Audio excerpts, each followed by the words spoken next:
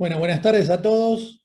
Estamos ante un nuevo ciclo del Ateneo Bariátrico 2021. En este caso vamos a presentar un caso de una cirugía malabsortiva.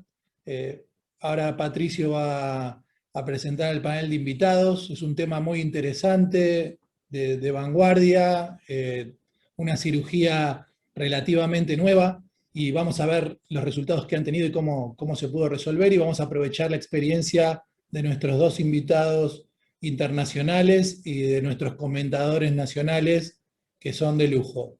Así que, Patricio, te dejo la palabra para que puedas empezar a coordinar el Ateneo. Bueno, Ariel, muchas gracias. Quiero agradecer a todos la presencia. Tenemos realmente un panel de lujo hoy. El doctor Miguel Correa, que es cirujano bariátrico, trabaja en Córdoba en el grupo CETOM, nos va a presentar un caso de reflujo luego de bypass gástrico de una anastomosis. Así que va para discutir un montón de temas. Queremos agradecer particularmente la presencia de los invitados extranjeros, el doctor Enrique Luque de León, que es cirujano general, digestivo y bariátrico. Él trabaja en el American British Code Medical Center en la Ciudad de México, ha sido presidente de la Asociación Mexicana de Cirugía, es actualmente vicepresidente del Minigástrico OHB International Club. También el doctor Mario Musela, al que agradezco especialmente porque son las 12 de la noche en Italia en este momento y bueno, amablemente se prestó a estar presente. Él es profesor titular de Cirugía General de la Universidad Federico II en Nápoles, en Italia. Tenemos también al doctor Rodney Britos, que es médico clínico gastroenterólogo. Él trabaja en GEDIT y es experto en estudios funcionales esofágicos y nos va a dar una mirada un poco más clínica del caso. Y el doctor Luciano De Luca, que es cirujano bariátrico del programa de cirugía bariátrica del Hospital Churruca y del Centro de Rehabilitación Quirúrgica de la Obesidad, que tiene mucha experiencia también en bypass gástrico con anastomosis y en estudios funcionales en cirugía bariátrica puntualmente. Así que bueno, sin más, Miguel, agradeciéndote la presentación que vas a hacer, te cedo la palabra.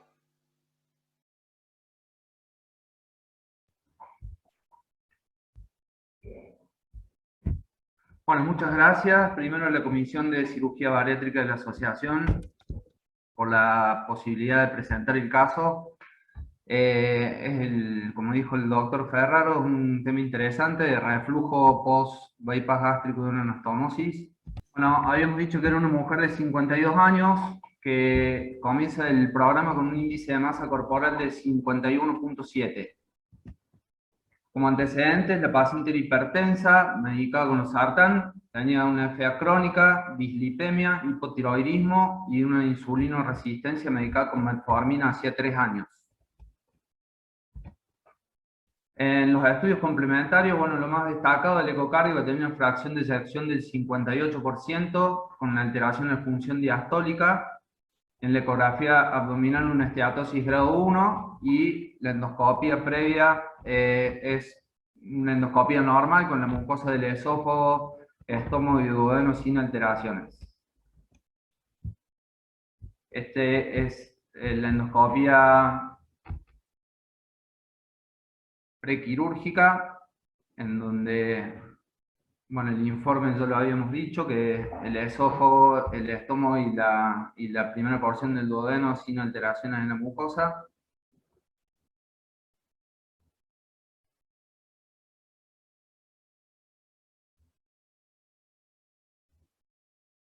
Nosotros en nuestro centro usamos la endoscopia como un estudio complementario de rutina, no así pH-metría ni impedanciometría prequirúrgica, ¿no?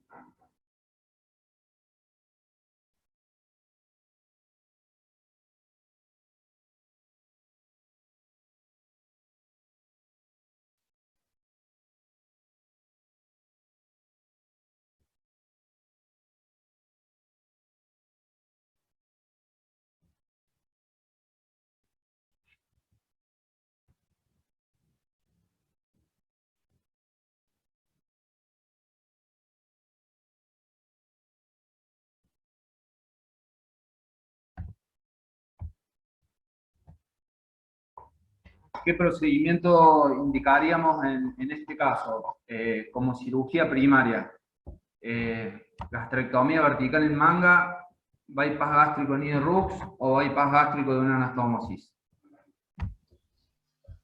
Bueno, mientras la gente vota, vamos a preguntar a nuestros invitados. Tenemos una paciente de 52 años con un índice de masa corporal de 51, con componentes metabólicos, es hipertensa, dislipémica, insulino resistente y no tiene signos por lo menos erosivos de reflujo. Doctor Musela, si usted viera a esta paciente en su centro en Nápoles, ¿qué cirugía le indicaría? Falta activar el micrófono, doctor. Bueno, yo creo que eso es un caso, yo diría ideal para hacer un bypass gástrico de una anastomosis. O sea, es una enferma que no lleva ningún trastorno esófago-gástrico, no presenta reflujo en su historia, una endoscopia que es normal y además, a pesar de su peso, que es 51 y pico de masa corporal, lleva unos trastornos metabólicos que yo creo van reforzando una indicación para un bagua. Así que yo le haría un bagua sin problema.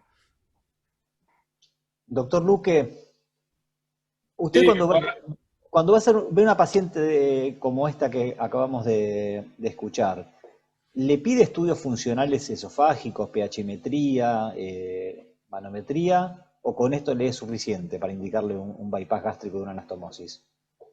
de hecho, yo les diría que hasta hace un par de años estamos haciendo la endoscopía de rutina. Antes la hacíamos solo de manera selectiva. Lo que hacíamos de rutina era una serie esófago-gastroduodenal, y a quien le hacíamos endoscopía eran los pacientes que tenían síntomas síntomas digestivos altos. Ahora, por como se ha visto en la literatura y los consensos, etcétera, particularmente yo he optado por sí hacerlo de rutina, pero sí puedo decirles que durante un buen tiempo solo era con la serie esófago-gastroduodenal. Esta paciente no sabemos si tenía síntomas, no nos mencionó el doctor Correa, pero claramente la endoscopía es totalmente normal y no hacemos de rutina manometría o pHmetría en casos como estos.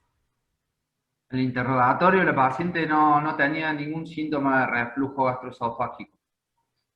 Que es congruente con los hallazgos endoscópicos. Así es. Rodney, te hago una pregunta. Un paciente sin síntomas y con una endoscopía normal, ¿vos te quedas tranquilo que no tiene reflujo? Es raro decirlo, pero sí, podría quedarme tranquilo de que no tenga reflujo. Principalmente lo que no tiene son lesiones, más allá de que ustedes después le van a hacer la cirugía, y la mayoría de las cirugías que están propuestas ahí, algunas de ellas son antirreflujo. La realidad que a la luz de los resultados no tenía nada. El doctor Correa le interrogó, no le dijo ni que tenía pirosis, ni regurgitación, ni reflujo, y no tiene lesiones evidentes en la endoscopía, así que por ahora diría que sí, que no tiene reflujo constatado. Perfecto. Ahora, Patricio, perdón que te interrumpa. Yo voy a ser un poco de abogado del diablo porque no hago cirugía malabsortiva. Yo o manga o bypass, excepto en casos muy, muy puntuales, pero yo la pregunta la haría al revés que vos le hiciste a los expertos internacionales. ¿Por qué una malabsortiva a esta paciente? O sea, yo por lo pronto le haría una manga. ¿Por qué un bagua? Un bypass de una sola anastomosis. Doctor Musela. Pues mi respuesta es que primero yo le digo, no considero un bagua una técnica malabsortiva. O sea que yo diría más hipoabsortiva, pero no típicamente malabsortiva como puede ser una Sadis o una Scopinaro o un Woodella Switch. Y eso es primero. Segundo, Bueno, esta enferma lleva unos trastornos metabólicos, lleva una insulinoresistencia, hipertensión arterial, y yo creo que en esta clase de enfermos un bagua puede ser mejor que una manga, esto independientemente del estado de la gastroscopia preoperatoria, que es negativa. Bueno, con esta gastroscopia se podría hacer una manga sin problema, pero yo creo que cuando hay trastornos metabólicos es preferible hacer un bagua. Eso es lo que yo hago normalmente en mi centro. Bueno, acá la mitad de los participantes le harían un bypass semiderrux, un 42% un bypass de anastomosis y un 8% una manga gástrica. ¿Ustedes qué hicieron, Miguel? Bueno, nosotros, este paciente del año 2013, en la cirugía primaria fue en el 2014, estábamos comenzando con la experiencia de bypass de una anastomosis. El doctor Sosa participó de un mundial en Canadá y vino con todo el entusiasmo para realizar la técnica en nuestro centro. Y los criterios de inclusión para la técnica, básicamente era una paciente metabólica con más de 50 IMC. Entonces tomamos la decisión de hacer un bypass gástrico de una anastomosis. Esta es la cirugía primaria.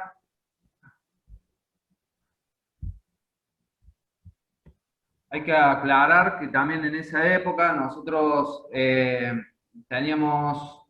no teníamos incorporados los conceptos básicos del bagua actual que propone el doctor Carbajo. Entonces, la confección del pouch era de unos 12 centímetros más o menos, o sea, bastante más corto que lo que se propone ahora como bagua. El conteo del asa del intestino total no se realizaba, sino que hacíamos una anastomosis a 200 centímetros, 250 centímetros del asa fija, es decir, de asa biliopancreática, y hacíamos una anastomosis laterolateral, y la confección de la válvula antirreflujo la realizábamos con puntos separados de Vicryl para suspender el asa, digamos.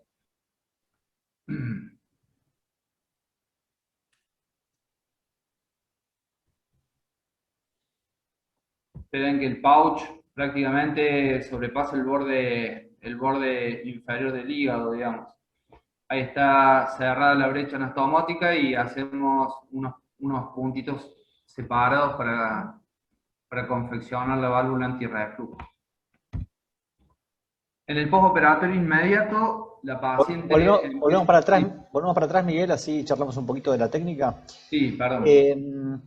Doctor Muslera, los que lo hemos visto operar a usted el bagua, vemos ese pouch que deja, que tiene una forma prácticamente de J, porque usted el pouch lo hace muy, muy largo y fino.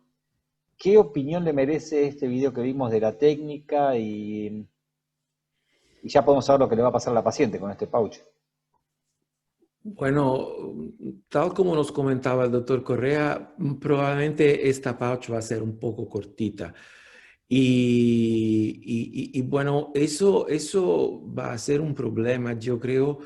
Puede ser un problema por lo que es el postoperatorio y lo que la enferma pueda encontrar en su periodo postoperatorio.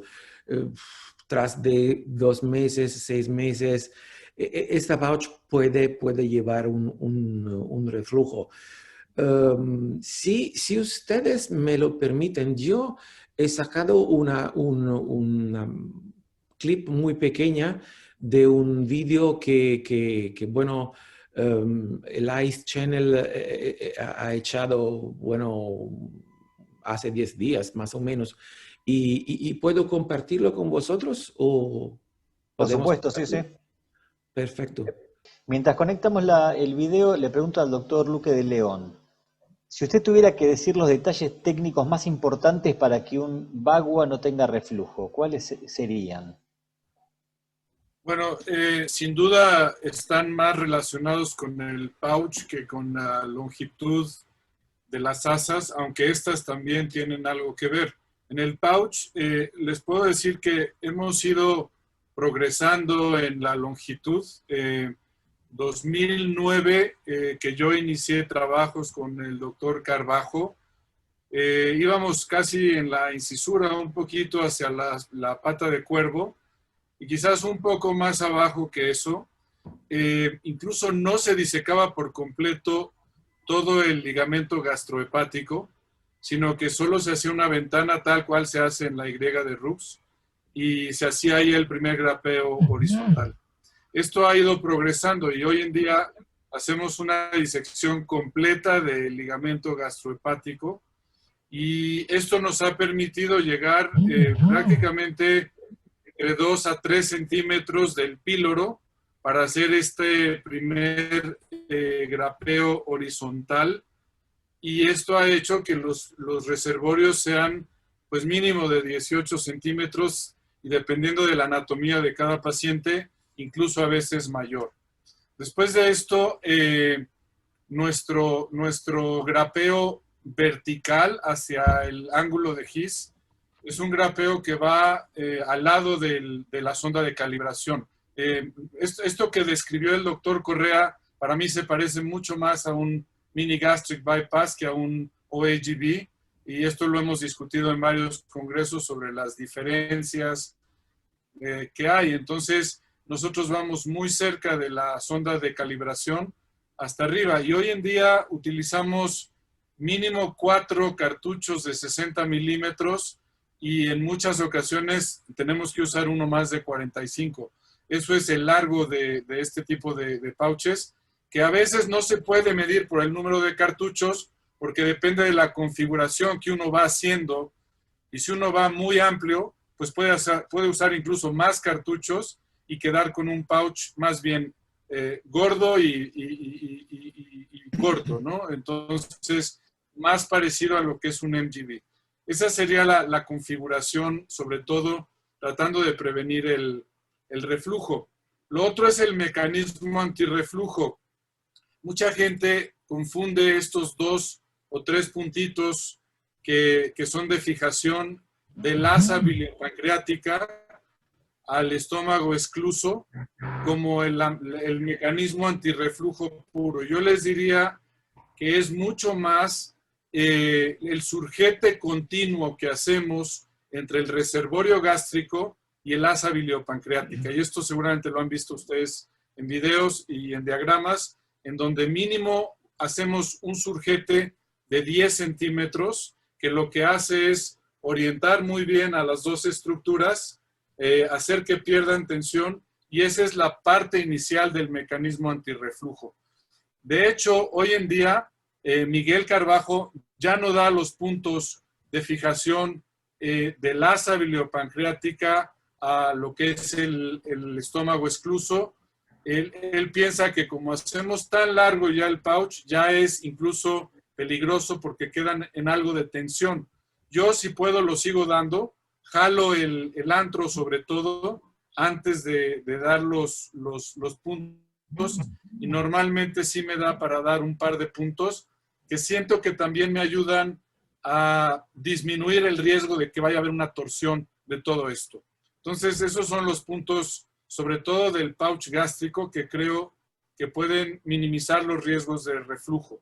En relación a la longitud de las asas, sabemos que mientras más corta sea el asa, las secreciones biliopancreáticas van a venir más activas. Entonces, si bien ese hecho no quiere decir que vayan a subir hasta el esófago, sí quiere decir que quizás puedan lastimar más al mismo estómago si vienen mucho más activas que cuando ya puenteamos asas biliopancreáticas más largas. Eso es un tema ya más bien de asas y fermentación de o capacidad de fermentación de las secreciones biliopancreáticas. Bueno, excelente. Bueno, doctor Musela, vemos el video y escuchamos sus comentarios respecto de esto mismo.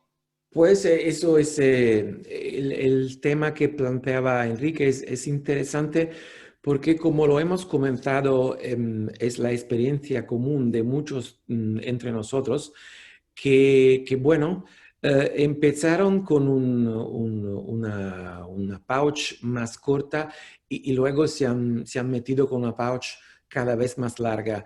Y bueno, otro tema es la utilización de técnicas híbridas. Yo no he empezado con Miguel Carbajo, con su técnica, he empezado con la de Rutledge. Y al fin y al cabo, bueno, yo creo que al final yo hago algo que es híbrido. O sea, voy intentando de irme más abajo que pueda. Aquí estamos en el antro prácticamente. Luego al final podríamos ver que estamos alrededor de 16, 17 centímetros, incluso más. Y lo que hago es seguir el tubo de calibración, intentando estar bastante cerca al tubo y como pueden ver, hemos empezado por el antro y vamos para arriba y bueno, al final es como comentaba usted, es una J, no es una I. Y eso yo creo que es el punto fundamental, el pasaje fundamental de esta técnica. Porque, bueno, yo normalmente nunca hago el circuit antirreflujo que hace Miguel o que hace Enrique, y yo no estoy muy convencido de su utilidad, pero eso es otro tema, por supuesto.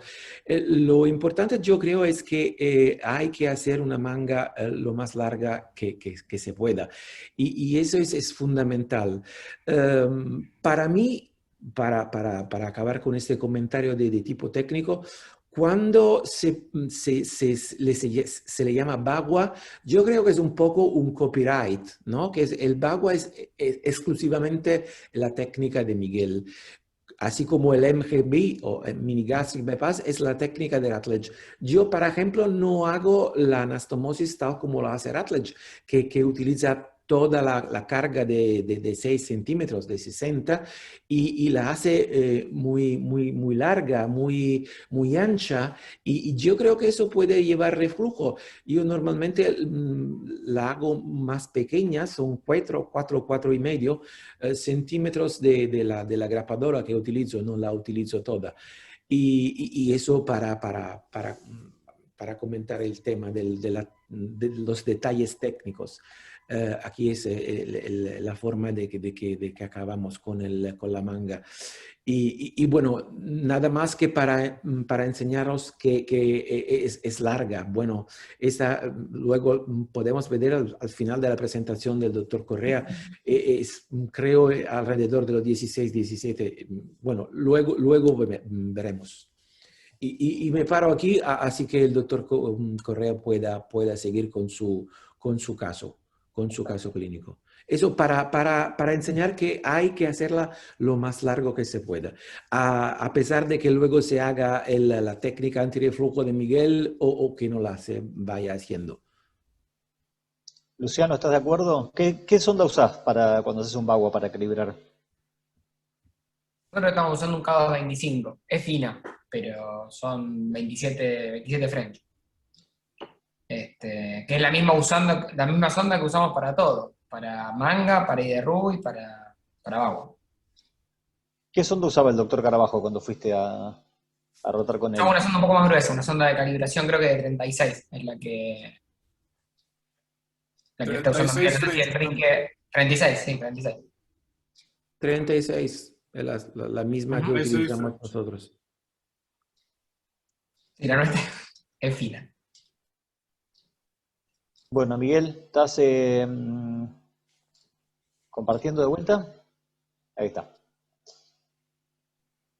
Bueno, vamos a ver la evolución de esta paciente. Bien.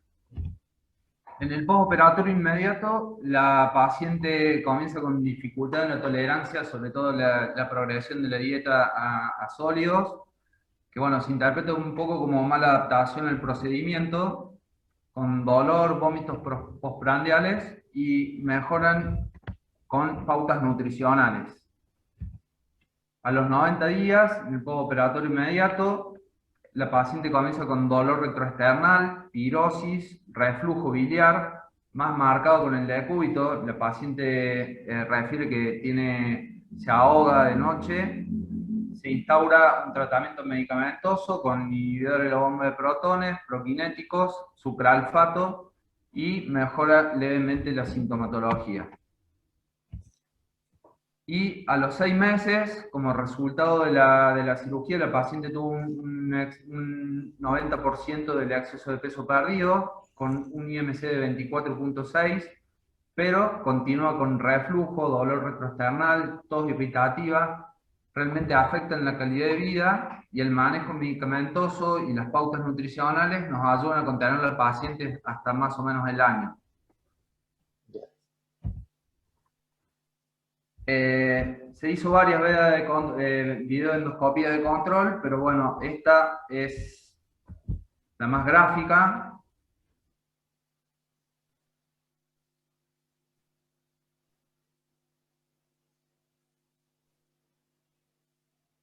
En donde vamos a ver ahí en la unión esófago-gástrica las lengüetas de erosiones de esofagitis.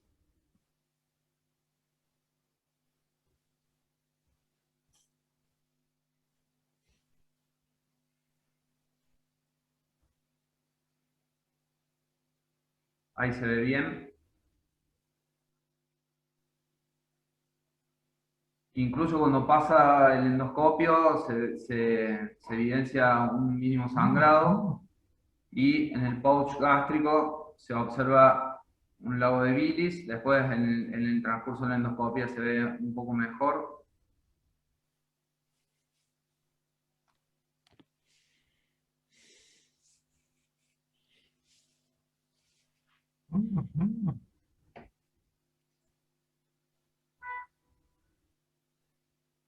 Ahí se evidencia el reflujo biliar.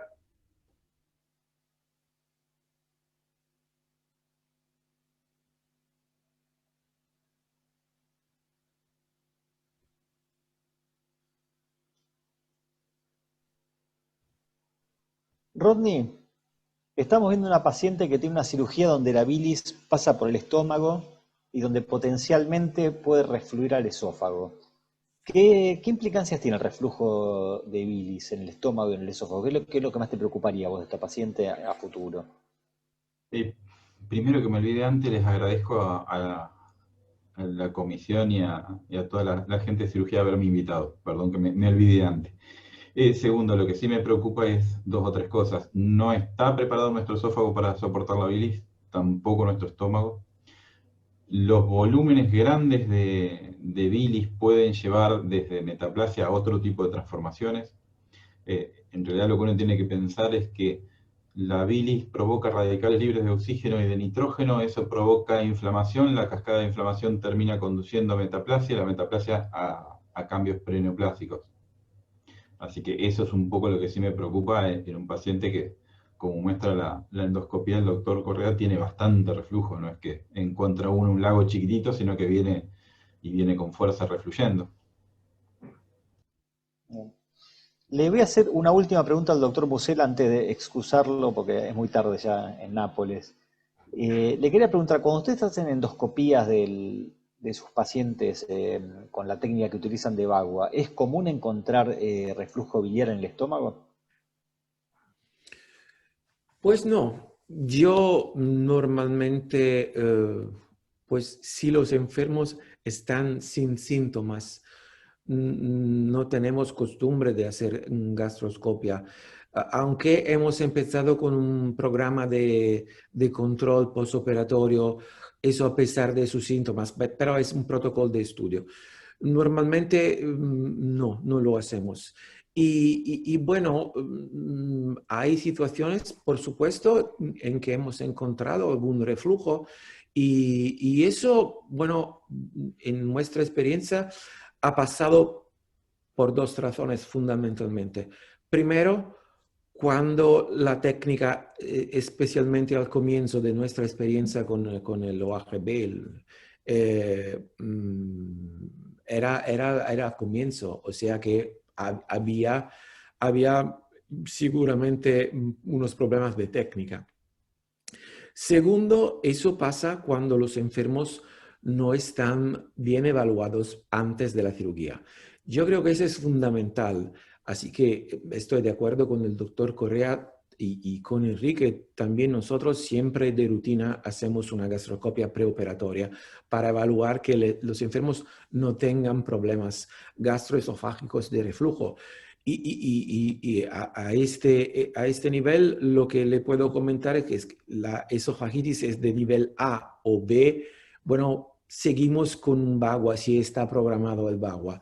Si el nivel de esofagitis es más adelante, a pesar de que, por supuesto, los enfermos hay que tratarlos antes con inhibidores de bomba, pero si la esofagitis está de nivel B, C o D, vamos para un bypass tradicional, un bypass de Y.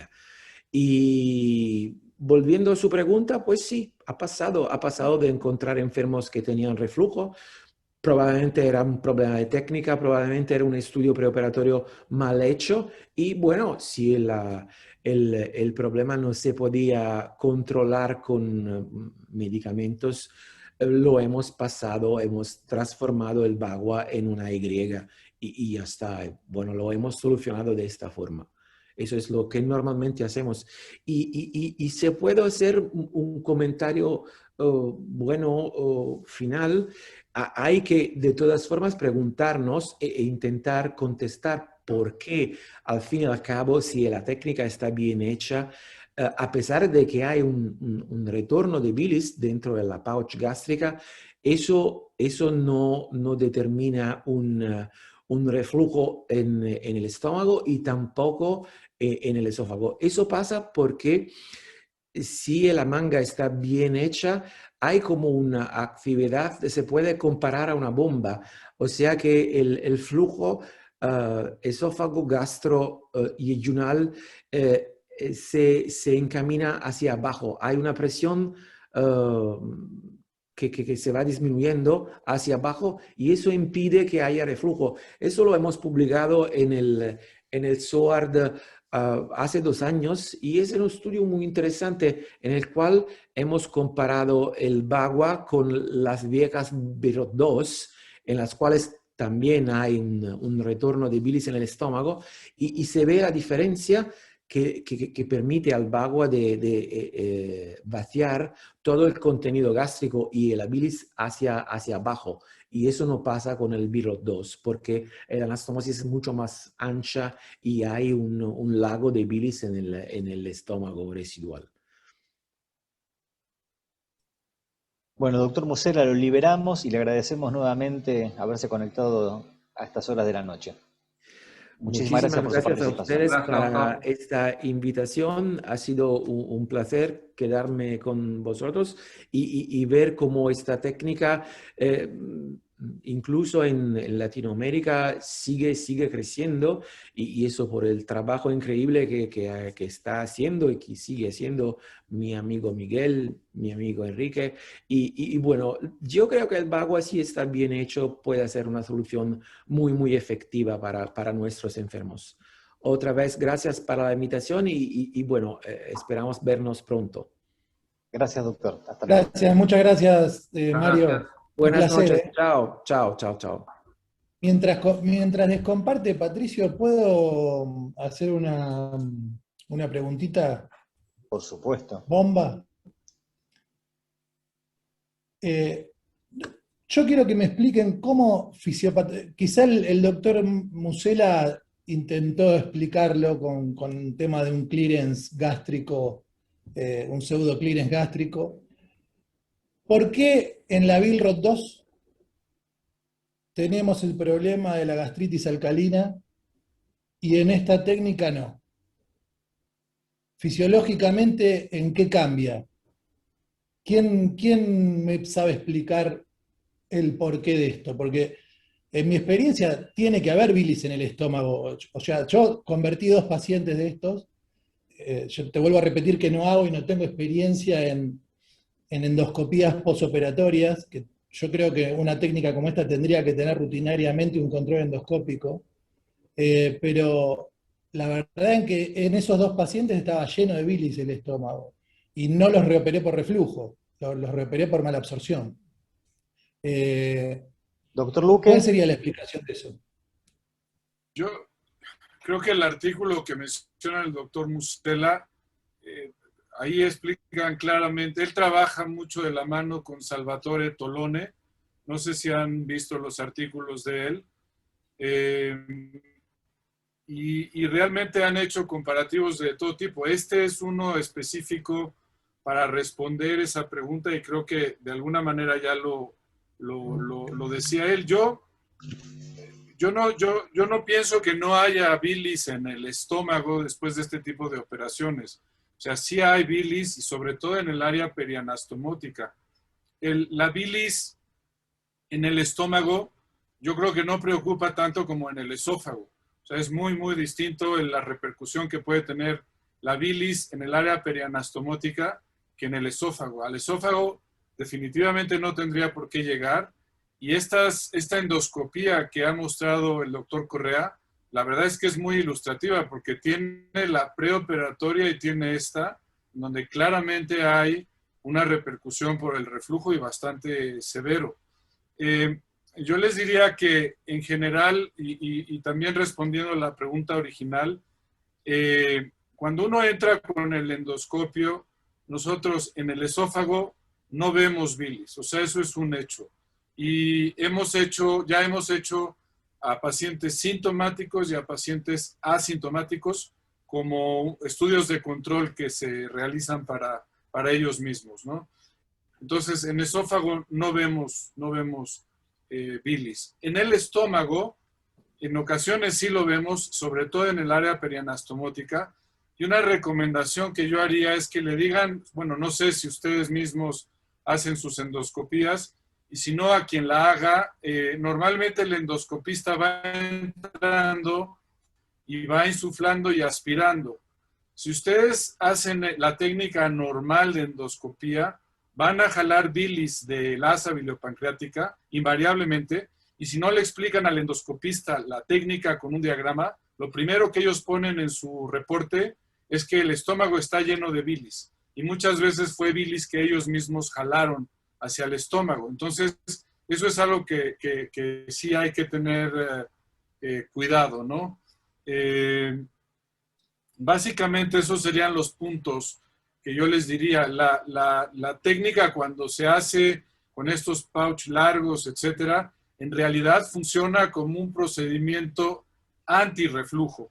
O sea, pacientes que nosotros quizás tenemos un poco de diferencia con algunos grupos que hacen MGB y OGB y que dicen pacientes con reflujo no hacemos. Vieron que el doctor Musel es un poco en medio, dice,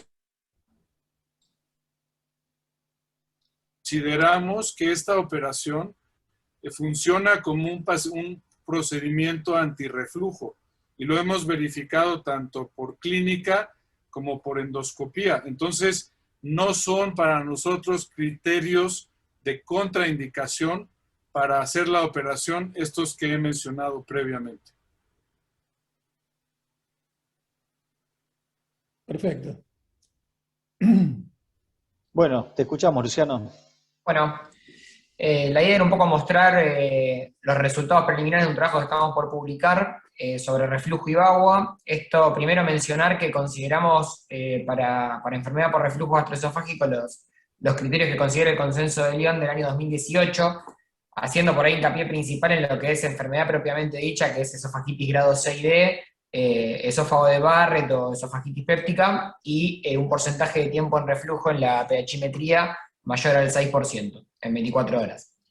En nuestra serie tuvimos 96 pacientes con un año de seguimiento, a los cuales se los estudió con el cuestionario de HER2, que es un cuestionario homologado para el reflujo, una endoscopía rutinaria, tanto pre como postoperatoria, y una pH impedanciometría de 24 horas. Cuando vemos los resultados del cuestionario de reflujo al año, obtuvimos los resultados en 70 pacientes que cumplieron el año de seguimiento, en el cual 94,3% resultaron normales, o sea, por debajo de 8, y un 5,7% resultaron patológicos, un máximo de 13, 2 de 12 y 1 de 9, pero todos estos pacientes, fueron 4, cuando hacemos el resto de los estudios vemos que tenían una endoscopía normal con una pH impedanciometría totalmente normales. La endoscopía, de 62 pacientes que obtuvimos de seguimiento de un año, un 10% mostró una esofagitis de novo. Ahora, cuando evaluamos esos pacientes, todos tenían un cuestionario de reflujo normal y una pH impedanciometría normal, y un dato por ahí, que por ahí no es tan comparativo porque son menos pacientes, a los 2 años que tuvimos la endoscopía de 21 pacientes, el 14% resolvió esa esofagitis, y solamente un paciente persistió con una esofagitis de novo. O sea, evolucionó con una esofagitis de novo. Y cuando vemos los resultados de la pHimetría, fueron 34 pacientes, un buen número considerando la dificultad, tanto por lo que son costos y lo que se refiere a lo engorroso del estudio. 34 pacientes, fue más de un tercio de la serie, y lo que vimos fue que solamente 2 pacientes tuvieron una pHimetría patológica, sí, o sea, con más del 6% de porcentaje de tiempo de reflujo. Ambos tuvieron un cuestionario de reflujo normal y sin esofagitis, y la mayoría de los pacientes, casi el 80%, tuvieron menos de 4% del día con reflujo gastroesofágico, y un solo paciente presentó una esofagitis grado A. Los cuestionarios fueron todos normales, ningún paciente presentó reflujo sintomático. Esto por ahí es interesante demostrar, fueron 18 pacientes en los cuales pudimos comparar lo que es la pHimetría pre y post. O sea, no en todos los pacientes teníamos la previa, en 18 pacientes tuvimos pHimetría pre y postoperatoria, y lo que se ve es una marcada diferencia en lo que es el porcentaje de tiempo en reflujo patológico, más de 6, y entre 4 y 6, que es un border acompañado de otras patologías, lo que vemos es que en el postoperatorio disminuyen mucho las variables, y la mayoría de los pacientes, casi el doble, quedan con un pH menor de 4. Perdón, con un porcentaje de tiempo en reflujo menor de 4. Y acá por ahí, para graficar un poco lo que se refiere a los resultados patológicos que obtuvimos en general en la serie, solamente 2 pacientes, que representan el 5,8% del total de las pHimetrías realizadas, tuvieron un porcentaje de tiempo en reflujo mayor a 6, y después el resto de los pacientes con resultados, digamos, que no calificaban como enfermedad por reflujo, no estaban acompañados del resto de los estudios patológicos como para decir que el paciente tenía una enfermedad por reflujo. O sea, todos tenían cuestionario normal, y ninguno, salvo un paciente que desarrolló una esofagitis grado A, no tenían endoscopía serosígonis. Una paciente que representó el 1% se convirtió a bypass gástrico de NIDE-RUX por síntomas de reflujo, pero en la endoscopía, bueno, en la endoscopía tenía una esofagitis grado B, pero cuando vimos la pH impedanciometría tenía un aumento de la impedancia basal, pero no tenía ningún signo de, o sea, no tenía porcentaje de tiempo en reflujo patológico, y lo único que se observaba en la manometría era un trastorno motor inespecífico, solamente tenía un 30% de peristalsis efectiva. Y luego de la conversión, la paciente persistió con síntomas de reflujo, pese a la bypass en NIDE-RUX, con lo cual se lo atribuimos también a su problema, a su patología esofágica. Bueno, como para concluir, digamos, lo que son las conclusiones preliminares, 2 pacientes completaron lo que son los criterios del guión, representa el 2% del total de la serie, que son esos 2 pacientes que tuvieron un porcentaje de tiempo en reflujo mayor a 6. Los 2 pacientes estaban asintomáticos y tenían endoscopías normales, y por ende no encontramos, al menos en nuestra serie, evidencia que muestre que la enfermedad por reflujo gastroesofágico es una complicación significativa luego de la realización de un BAU. Bien, genial, gracias Luciano. Rodney, vos que te especializás en hacer estudios funcionales, primero si tenés algún comentario de esto que mostró Luciano, y después preguntarte si tenés experiencia en haber hecho en pacientes con bypass de una anastomosis estudios de pH impedanciometría. Vamos con la segunda y después voy para la primera. Nosotros ahora en GEDIT hasta ahora arrancamos el año pasado, en agosto, con manometría de alta resolución y pH impedancia. Hasta ahora hicimos uno solo en bypass gástrico con NIDE-RUX. Todavía en BAGUA no hemos hecho estudio. Quizás una buena oportunidad para quien quiera mandarnos, se los hacemos. Por otro lado, el tema del estudio de Luciano, 2 o 3 cosas. Luciano, ¿ustedes pueden contar con manometría para poner bien el catéter? Y que no sea, viste que a veces con el endoscopio, cuando vos insuflás, te llevas 1 o 2 centímetros el esfínter, por así decirlo, y vos necesitas, depende de la sonda, 3 o 5 centímetros para la colocación. Y eso a veces te influye un poquito en cómo lo informás. Sí, nosotros... perdón. Sí. No, decime. No, que en algunos pacientes, o sea, no contamos con, recién ahora tenemos un manómetro ahí en el hospital, o sea, algunos lo pudimos hacer por extrahospitalaria y fueron con manometría, y otros le hacemos el cálculo corregido Obviamente si no tienen hernia hiatales grandes, que eso los excluimos, le hacemos manometría sí o sí, si tienen una hernia hiatal de más de 2 centímetros, y si no le corregimos con la nasofaringe y lo colocamos con corrección, que sí puede llegar a tener alguna 1 o 2 centímetros de diferencia respecto a la manometría, digamos, a la zona de alta presión. Te jodo una sola pregunta más. Vos ahí ponés tiempo de exposición al ácido mayor a 6, que es lo del consenso. ¿Encontraron en el grupo que estudiaron varios pacientes que tuvieran un reflujo no ácido o débilmente ácido? Sí, en realidad...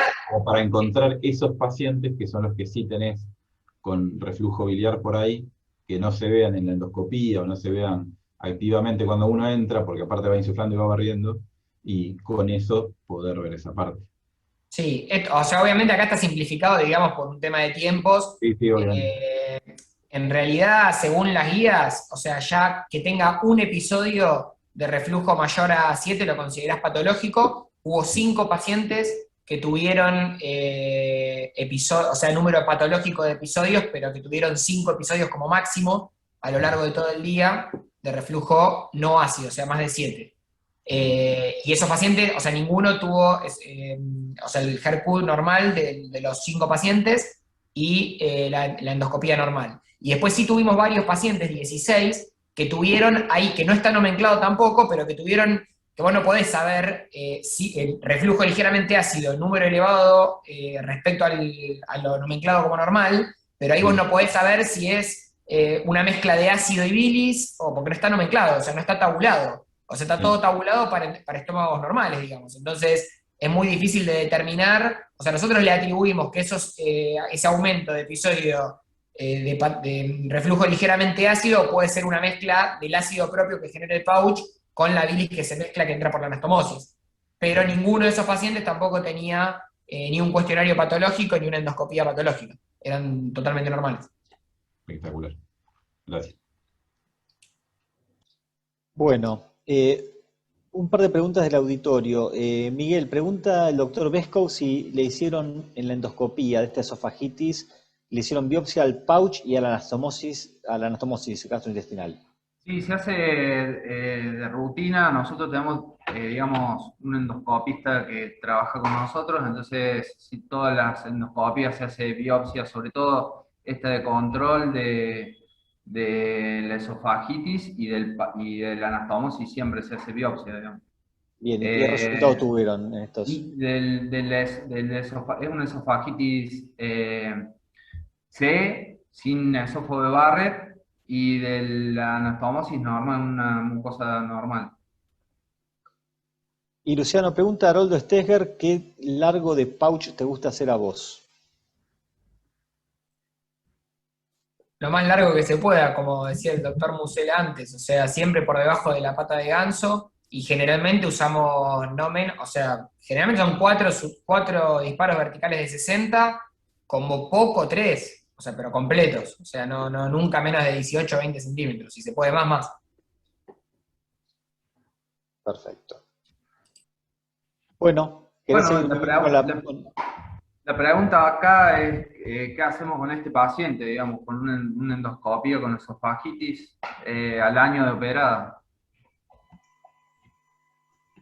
Seguimos con tratamiento médico, hacemos una cirugía de conversión a bypass de Nied-Rux o cirugía de conversión a otra técnica.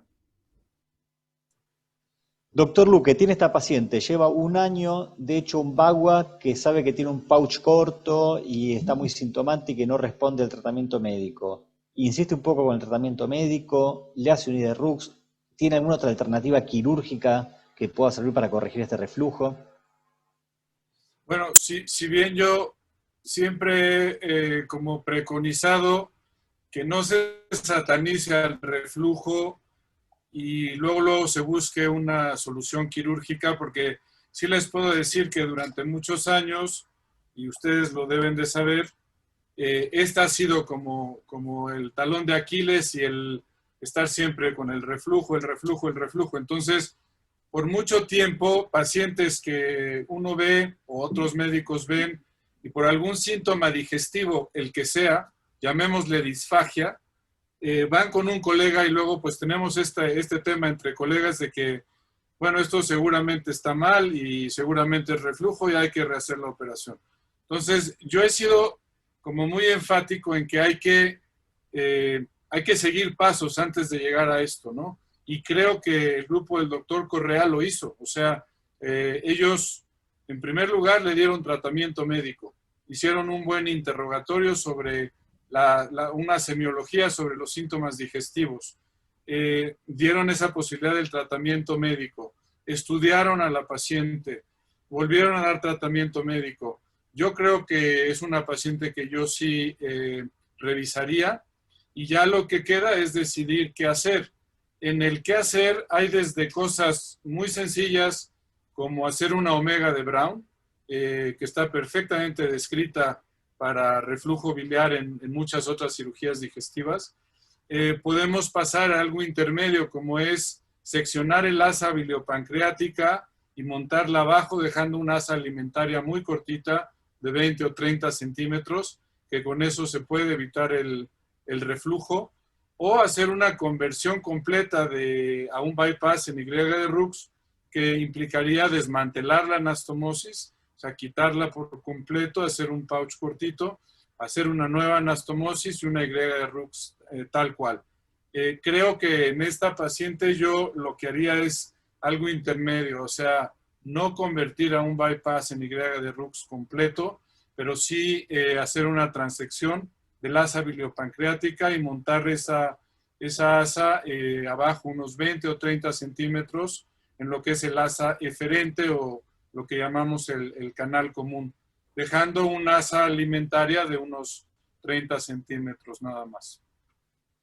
Bien, esa sería su elección para este caso. Sí, eso sería mi elección para este caso. Luciano. Y yo creo que iría sobre seguro a hacer un bypass en IDRU. La omega también es una buena alternativa. Es más fácil por ahí, pero yo creo que iría sobre seguro a hacer una conversión en IDRU. Y Ariel, si a vos te llega esta paciente que operó otro equipo. Y yo, desde el punto de vista técnico, acá el problema es el pouch chico que tenía y creo que es la génesis de ese reflujo. Yo lo convertiría en un bypass en IDRU. Ahora, yo le quería preguntar a Enrique, aprovechando su experiencia, ¿qué tan frecuente es en su casuística el tema del reflujo? ¿Qué porcentaje de pacientes han requerido conversión después de un BAGUA por motivos del reflujo, ya sea alcalino? Después de un BAGUA hecho ahora sí que con el estándar que nosotros manejamos, no hemos convertido a nadie. Ahora, si hablamos de reflujo clínico, te podría decir que alrededor de 2% de los pacientes manifiestan el reflujo y de esos, probablemente el 100% es un reflujo nocturno, es un reflujo que viene después de una cena copiosa y en donde el paciente no deja un lapso de tiempo suficiente entre la cena e ir a dormir. Si tú me preguntas, bueno, no sé ustedes, pero si yo hago eso, si yo me voy a comer un bife como el de ustedes y con proboleta y tal, y de ahí me paso a dormir, voy a tener reflujo. Sin pico de gallo. Sin pico de gallo. Acuérdese, doctor Luque, que escucha, estamos en hora de la cena acá en Argentina, ¿eh? Empieza a hablar de la proboleta y vamos a perder auditorio. o sea que en tu experiencia, Enrique, el BAGUA da menos reflujo que la manga gástrica. Sin duda. No tengo duda. Y ahí está el otro trabajo. Y ahí está el otro trabajo de Tolone, en donde clínica, manométrica y pHmétricamente compara mangas con baguas. Y te puedo decir que muchos de esos trabajos son hechos con mini gastric, ¿eh? No con bagua, con los estándares de diferencia que nosotros manejamos. Y aún así el MGB o el mini gastric es superior en ese aspecto que la manga. ¿Y eso a qué lo atribuís? ¿A la falta de píloro? ¿Al que no hay tanto incremento de la presión endoluminal en el bagua que en la manga? Totalmente, totalmente. Y eso viene ahí explicado manométricamente. Al final el píloro es una obstrucción, o sea, es una obstrucción funcional, pero es una obstrucción. Bien. Vos, Luciano, en tu experiencia también tenés lo mismo, es decir, ya mostraste los números de... Aparte, nosotros tenemos mucha manga y la verdad que comparado con mucho de lo que publican en otros lados, no te puedo decir muy bien por qué, pero la verdad que no tenemos tanto problema con la manga como para decir, o sea, la tasa de conversión que tenemos es muy baja y no te puedo decir una estadística como para saber cuál tiene más reflujo. Creo que es absolutamente lógico y por lo que vemos en los estudios funcionales que la manga, que el bagua tiene prácticamente nada, porque por lo que dice Enrique, el tema de la ausencia de píloro y demás, tiene mucha menos presión endoluminal y fisiológicamente sería lógico que tenga menos reflujo. El próximo paso nuestro, nosotros por ahora está sesgado porque es el sesgo del superviviente, o sea, nosotros le hacemos solamente a los pacientes que tienen todo normal antes un bagua, ahora sobre todo, entonces no te puedo decir, el próximo paso en el contexto de un protocolo de investigación y más viendo esto de que la verdad es que no tenemos problema de reflujo con el bagua, es empezar a hacerle bagua a pacientes que tengan problemas previos, digamos, como para ver qué pasa. Obviamente eso hay que hacerlo, presentarlo en el comité de bioética y hacer toda una presentación, digamos, sobre todo por la dificultad que tenemos acá para conseguir cirugías de revisión con los seguros médicos y demás. Pero la realidad es que no tenemos problema de reflujo y yo creo que fisiopatológicamente es lógico pensar que el bagua tenga menos reflujo.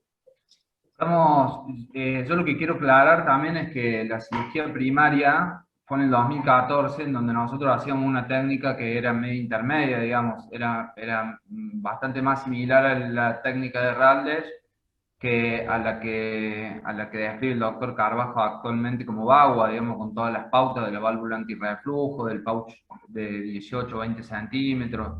Es decir, que estamos con una paciente que tiene un pouch relativamente corto de 10-12 centímetros, con un reflujo biliar y una esofagitis C.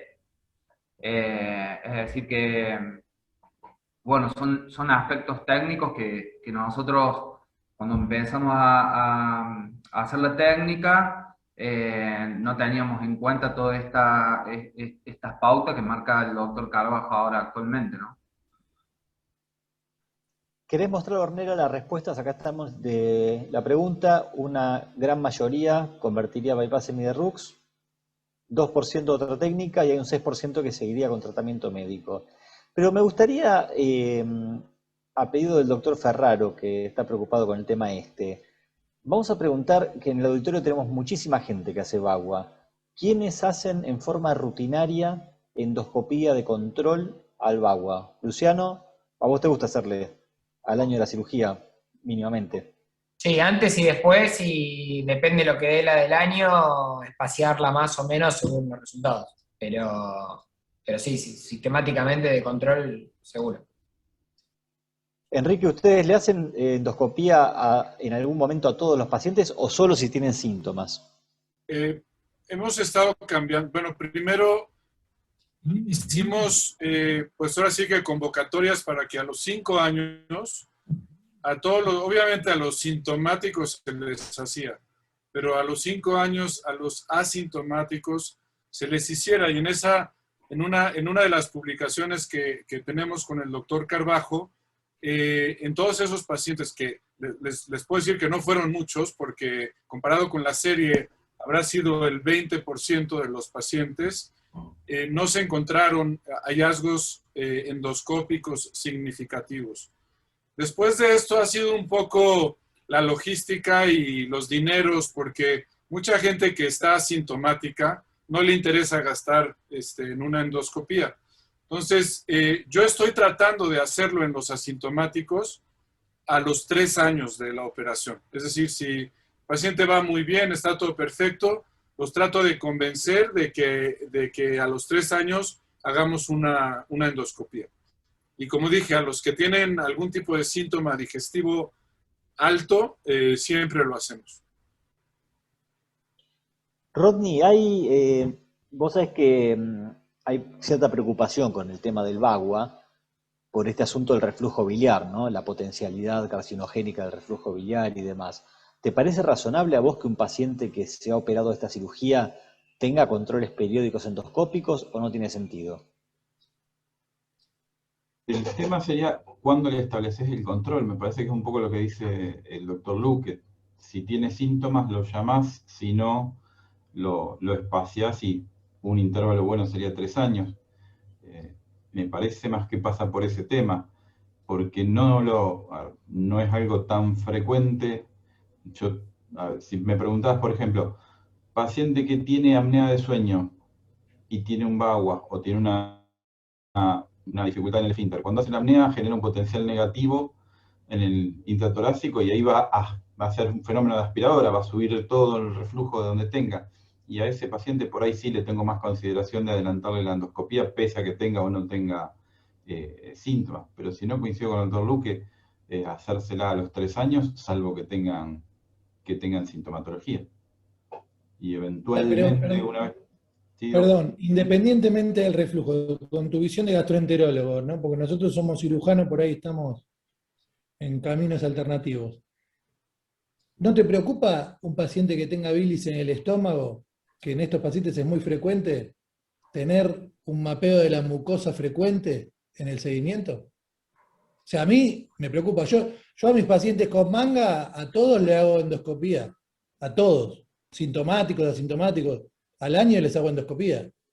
Porque sé que hay una incidencia de reflujo y hay pacientes que no están sintomáticos y tienen una esofagitis. Entonces, un paciente que tiene bilis en el estómago, que sabemos que es un factor que puede ser generar displasia, metaplasia, etcétera, etcétera. Sí, y que Puede ser. además no me acuerdo si ustedes hacen de control en la endoscopía previa, si le hacen Helicobacter de rutina. Le hacemos. Porque si van a tener una cirugía de este tipo y después van a tener algo que les favorezca la metaplasia, pero independientemente de eso, sí, vuelvo a lo mismo, yo le haría el control a los 3 años. Uno puede quedarse tranquilo durante el primer año. La realidad es que los pacientes que tienen gastritis alcalina manifiestan síntomas, la mayoría. ¿Sí? Entiendo que por las dimensiones que tiene el VAWA, o sea, la manga que le hacen ustedes, quizás sea menos la repercusión, pero debería de tener síntomas. ¿Sí? Entonces voy a ir a atacar a esos pacientes. Y si no, sí, a los 3 años, una revisión. Nosotros rutinariamente al año de los pacientes operados de bypass gástrico con anastomosis hacemos, como el grupo de Luciano, hacemos un control endoscópico. Si la endoscopía es normal, vamos espaciándolo y si el paciente es sintomático, se hará un poco más seguido, digamos. Pero imitamos más o menos lo que hacen Luciano, digamos, al año hacemos el control. Igual, perdón, convengamos que esto es algo que no está muy consensuado, ¿no? O sea, nosotros lo hacemos. Yo sé, pero lo que pasa es No digo que esté bien lo que hacemos nosotros, o sea. La experiencia, no, porque la experiencia también es relativamente nueva, la técnica es relativamente nueva. Es interesante tener el seguimiento de los pacientes y nosotros tenemos un seguimiento de los pacientes operados de bypass gástrico con anastomosis más exhaustivo, digamos, o sea, al año los síntomas le hacemos una endoscopía. Obvio que el porcentaje de adhesión a ese control no es el 100%, ¿no? Pero intentamos que los pacientes que se han hecho la técnica, contactarlos y en los controles postoperatorios, prepararlos para decirle que al año se tiene que hacer la endoscopía.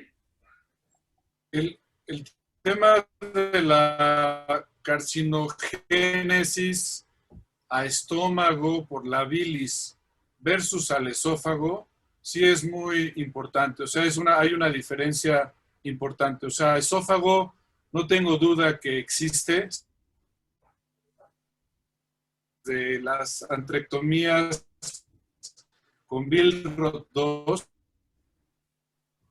pueda decir que la bilis en el estómago sea definitivamente carcinogénica. Ahora, aquí podemos ir El mini gastric bypass empezó en 1997. Estamos hablando 24 años. VAGWA 2002. Estamos hablando ya también cerca de 20 años. Y el número se ha ido exponenciando, o sea, el crecimiento ha sido exponencial. Hasta hace muy poco tiempo no había descripción de un cáncer de esófago que en este tipo de pacientes. Había uno que reportaron en una asiática, un cáncer en el estómago escluso, que por supuesto no tiene nada que ver con el asunto de la bilis.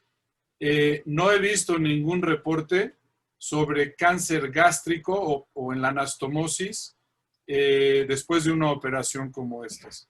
Entonces yo pienso que la lupa ha estado ahí, ha estado todo el tiempo. En el momento en que salte uno, lo van a hacer como una publicación súper importante, o sea, nos vamos a enterar.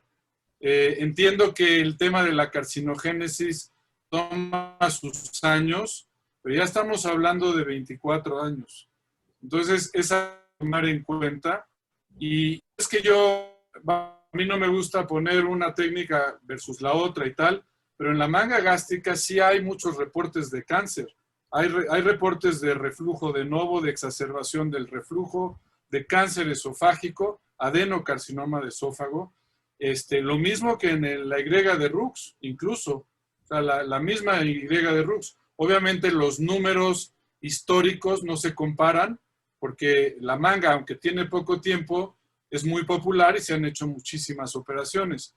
Pero sí es algo en qué pensar, ¿no? Yo realmente creo que realizando la técnica estándar, cuidando muy bien todos los puntos, difícilmente es un tema para preocuparse el tema del reflujo. Y no es el webinar, pero a mí el tema de o sea, para mí el reflujo ya no es un tema de controversia en esta operación. Para mí el tema de controversia es el puenteo intestinal. Eso es la disyuntiva más importante. Sé que no es el tema y nos echaríamos otros 2 webinars para hablar de eso, pero simplemente para decir que el reflujo como que ya se ha documentado clínicamente y con estudios auxiliares, que no es un tema de preocupación importante. Bueno, vamos a ver la respuesta, Ornella, a las preguntas de quién hace endoscopía de rutina y seguimos con el caso. Bueno, acá tenés, Ariel, 60% de la endoscopía de control. Al otro 40% lo vas a tener que ir a convencer. Y la tienen que hacer, muchachos. Bueno, ¿querés seguir con el caso, Miguel? ¿Ustedes Bueno. qué decidieron hacer con esta paciente? Nosotros decidimos hacer una revisión de la cirugía y una eventual conversión a bypass de Nia Rux. Ahora, de nuevo, volvemos a los conceptos de la cirugía primaria. Nosotros no hacíamos al inicio el conteo total del intestino y hacíamos una pancreática de 200 o 250 centímetros, por lo que en la cirugía de conversión, y teniendo en cuenta que el pouch era relativamente corto, no desarmamos el complejo anastomótico y contamos el intestino, nos cercioramos que nos vaya a quedar un canal común de más de 3 metros y hicimos una anastomosis al asa biliopancreática y seccionamos el asa como un bypass de Nia Rux simplificado, ¿no? Ahí estamos viendo cómo despegamos las adherencias y una vez que despegamos las adherencias se va a ver el complejo anastomótico, lo cual tutorizamos con la sonda y al asa alimentaria y bueno, hacemos el líder Rux.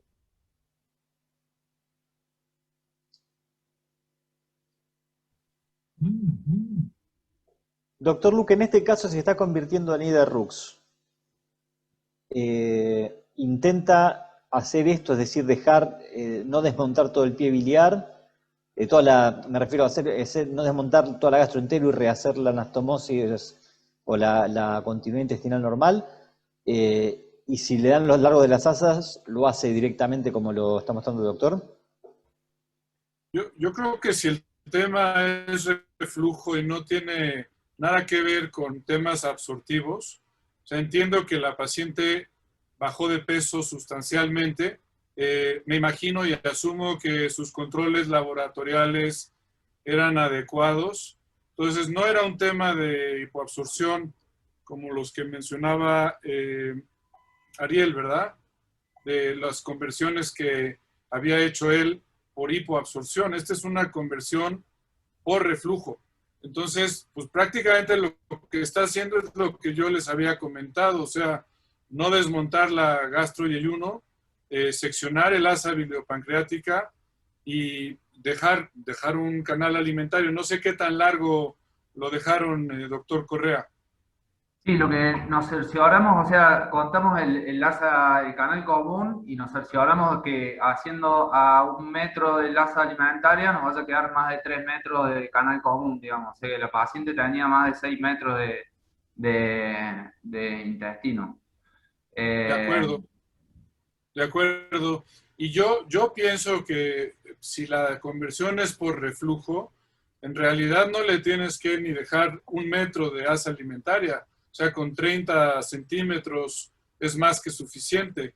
Y mi pregunta a ustedes, porque los tres opinaron igual, y creo que los demás, bueno, muchos del asistentes también, ¿por qué convertir a una Y de Rux?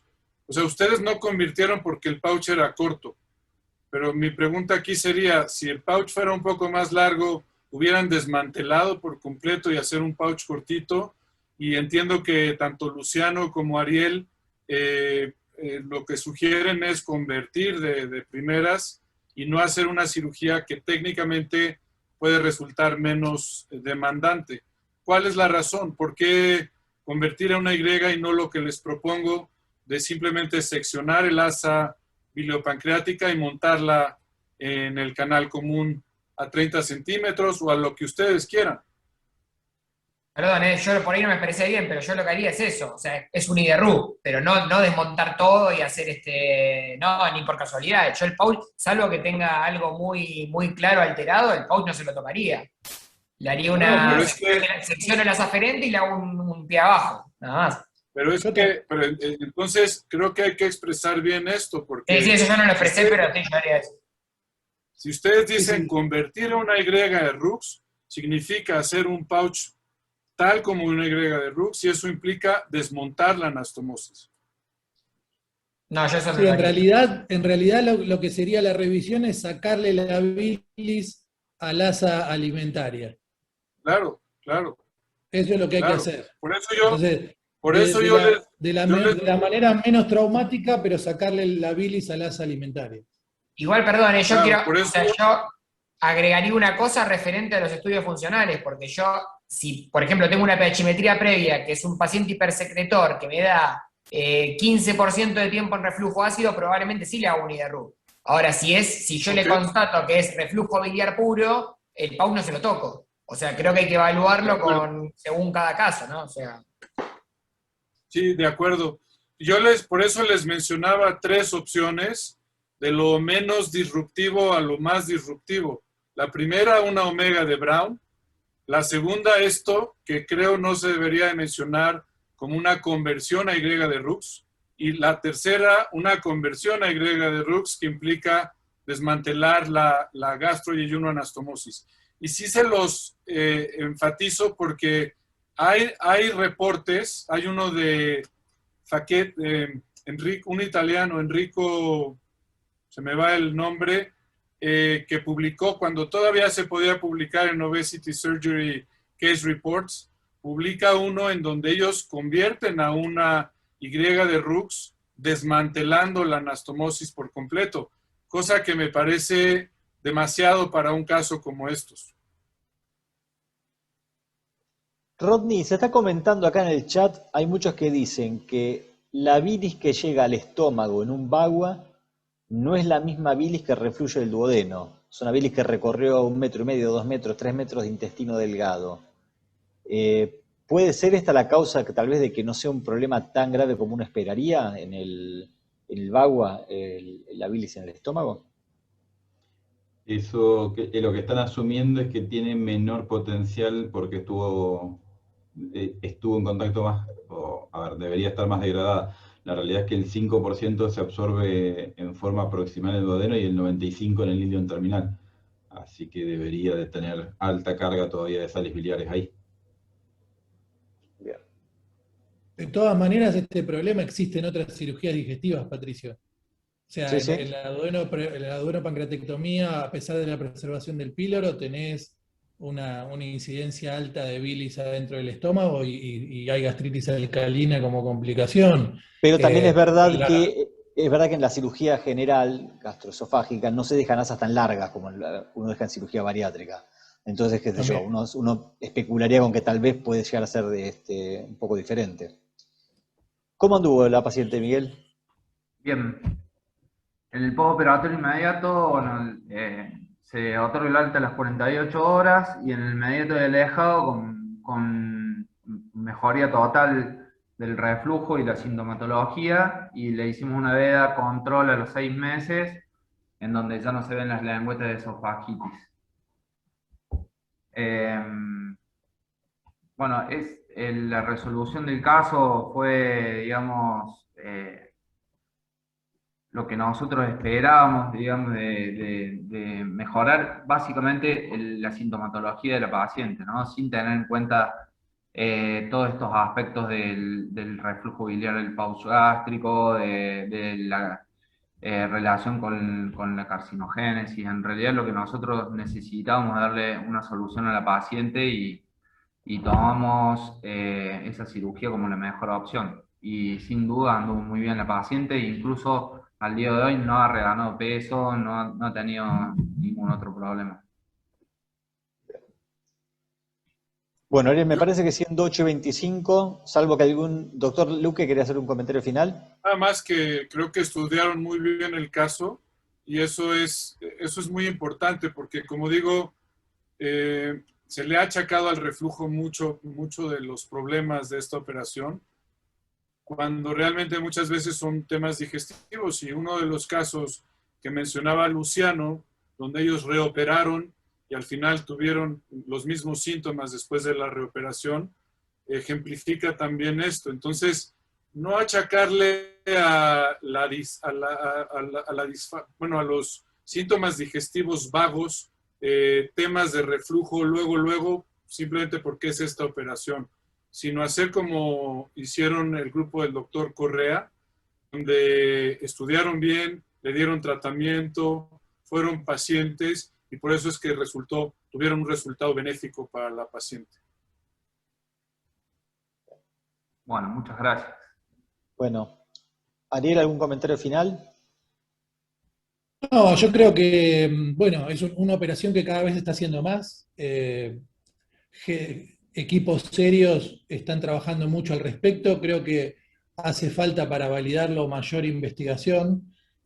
Como toda técnica reciente, siempre es indiscutible que se va a comparar contra el gold estándar, que son las otras dos técnicas más antiguas, en especial el bypass gástrico. Y bueno, tiene que demostrar el tiempo el potencial de esta cirugía y el bajo riesgo que tiene. Pero hasta que pase eso, creo que debemos ser cautos, por eso insisto en el control endoscópico en los equipos que lo están haciendo, en el control clínico de sus pacientes, para evaluar correctamente los resultados en un contexto académico como corresponde. Perfecto. Bueno, quiero agradecer mucho a Miguel y a Nicolás Sosa Gallardo que presentaron y armaron el caso. Los invitamos el mes que viene, como siempre, el último lunes de mayo, que es el lunes 31 de mayo, tendremos un Ateneo que vamos a hablar de complicaciones de banda gástrica. Y bueno, agradecer al doctor Luque de León, al doctor Brito, a Luciano y a toda la gente que se conectó, que hubo muchísimas personas hoy en el Ateneo. Bueno, muchas gracias, Patricio, y muchas gracias a toda la comisión. Y la verdad, muy agradecido por la oportunidad de presentar el caso. Bueno, gracias a todos, nos vemos el mes que viene. Gracias. Gracias a todos, gracias Enrique. Hasta Un placer, luego. Gracias, Enrique. Un placer. Chao, Luciano. Chao. Vayan por el Todo bien. problema.